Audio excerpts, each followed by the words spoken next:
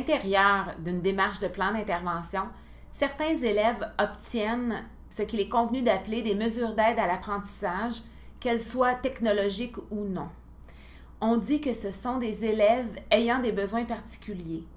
Quelles sont les caractéristiques des élèves ayant des besoins particuliers et comment certaines mesures d'aide à l'apprentissage peuvent leur permettre de mieux développer, exercer et ultimement démontrer leurs compétences. Les intervenants scolaires sont généralement familiers avec les définitions liées à l'élève en difficulté d'adaptation, l'élève en difficulté d'apprentissage ou l'élève handicapé. L'élève ayant des besoins particuliers est une expression relativement récente qui est apparue dans nos encadrements ministériels. Où est la place de l'élève ayant des besoins particuliers versus celle de l'élève en difficulté d'adaptation ou d'apprentissage et de l'élève handicapé?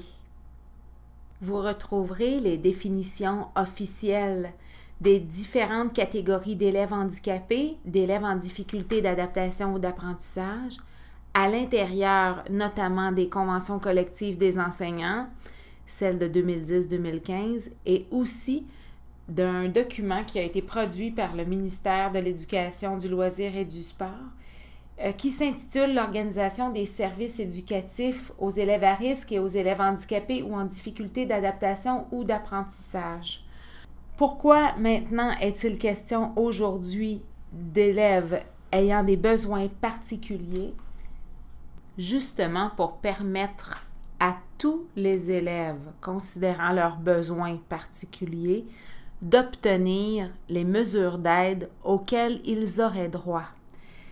Ce que cela signifie, c'est que l'on s'éloigne de plus en plus d'une approche catégorielle et diagnostique à l'intérieur de laquelle un élève pouvait obtenir une mesure d'aide parce qu'il avait en poche un diagnostic, tandis qu'un autre élève qui, lui, n'avait pas pu bénéficier d'une évaluation et n'ayant pas ce diagnostic ne pouvait pas obtenir de son côté une mesure d'aide.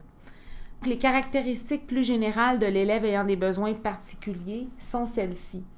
C'est l'élève qui a bénéficié d'interventions systématiques, fréquentes et ciblées sur une période de temps suffisamment longue pour que les interventions produisent un effet.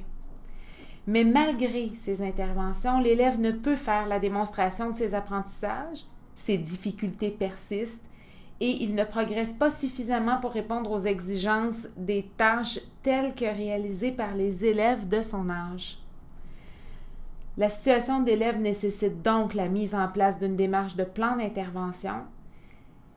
Ce plan d'intervention ou cette démarche permettra de faire la recension des besoins et des capacités de l'élève, puisque le plan repose sur une analyse rigoureuse de la situation de l'élève, analyse bien entendu réalisée en collaboration avec les intervenants concernés qui forment l'équipe du plan d'intervention.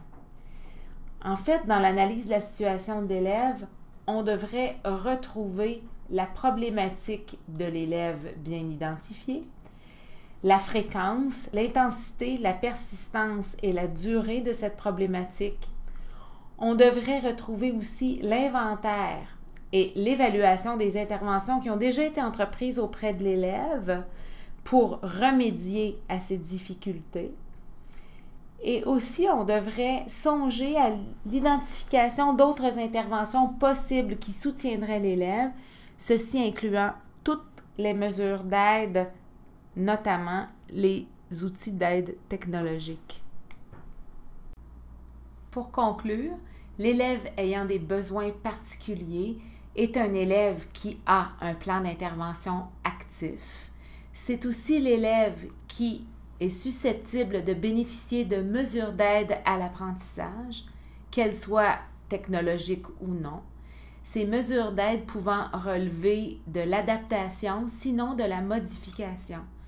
Ce sont par ailleurs les seuls élèves qui sont en mesure de bénéficier de ce soutien plus particulier si ces mesures sont inscrites à titre de moyens liés à un objectif à leur plan d'intervention.